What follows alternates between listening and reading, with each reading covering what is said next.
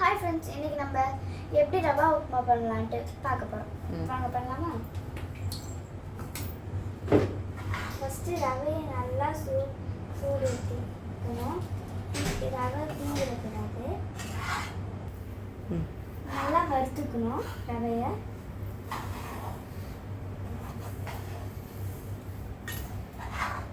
இப்போ ரவை நல்லா ஹீட் ஆகிடுச்சு. இப்போ நம்ம வேறு பிளேட்டுக்கு மாற்றிக்கலாம். ஃப்ரெண்ட்ஸ், ஃபஸ்ட்டு எண்ணெய் ஹீட் ஆகிடணும். நம்ம தேவையான அளவுக்கு நம்ம எண்ணெயை போட்டுக்கலாம். எண்ணெய் ஹீட் ஆன பிறகு கடுகு போட்டுக்கணும். கடுகு போடும்போது கொஞ்சம் சிறப்பாக இருக்கும். சொல்லு. கடுகு காஞ்சிருச்சு ஃப்ரெண்ட்ஸ். இப்போ நம்ம பருப்பு போட்டுக்கலாம். நல்லா காய்ச்சதுக்காக இப்போ பருப்பு நல்லா சூடாயிடுச்சு. இப்போ நம்ம பச்சை மிளகா, வெங்காயம், கருவேப்பிலையும் போட்டுடலாம். அப்பயே கொஞ்சம் சேஃபாக இருக்குங்க.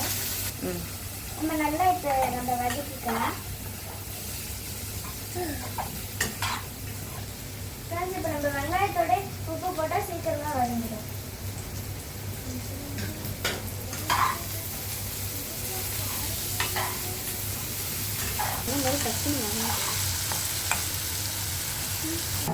ஃப்ரெண்ட்ஸ், வெங்காயம் வந்தது போதும். இப்போ நம்ம தண்ணி ஊற்றிக்கலாம்.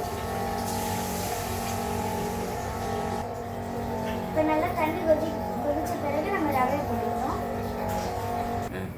ஃப்ரெண்ட்ஸ், இப்போ தண்ணி நல்லா கொதிக்க ஆரம்பிச்சிச்சு. இப்போ நம்ம ரவை எடுத்து போட்டால் உப்புமா ரெடி. ஆன் பண்ணிக்கோ. ஆஃப் பண்ணு. ஃப்ரெண்ட்ஸ், ரெடி ஆயிடுச்சான்னு பார்க்கலாம். Wow, ready. இப்போ நம்ம கொத்தமல்லி போட்டு கரெக்டு சாப்பிட்டா முடிஞ்சுது.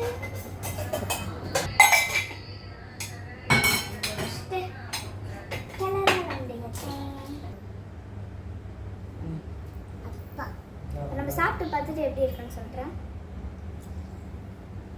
உண்மையிலே சூப்பர் ஃப்ரெண்ட்ஸ்.